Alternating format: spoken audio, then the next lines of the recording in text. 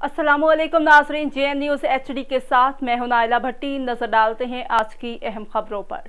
PTI के chairman Imran Khan से अंजुमन ताजरान Quaid-e-Azam group की क़यादत लाहौर समेत पंजाब भर से ताजिर रहनुमाओं ने की बनीगाला में मुलाकात। इस मौके पर PTI के असद उमर शहबाज गिल भी मौजूद थे।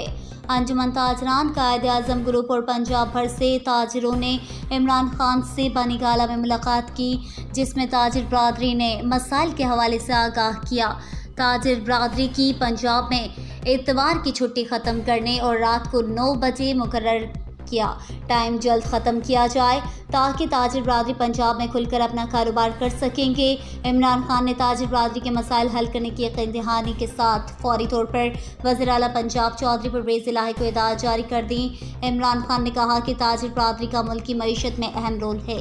तहरीक इंसाफ की अव्वलीन तरजीह ताजिर बरादरी के मसाइल हल करना है। चेयरमैन इमरान खान की हिदायत पर जल्द वज़ीर आला पंजाब परवेज़ इलाही नोटिफिकेशन जारी कर देंगे।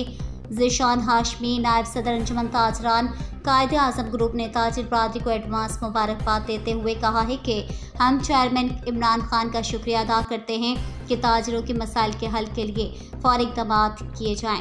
ताजरान के वफ़द में इमरान बशीर, मलिक अमानत, नासिर अंसारी, मलिक कलीम के अलावा मौजूद थे।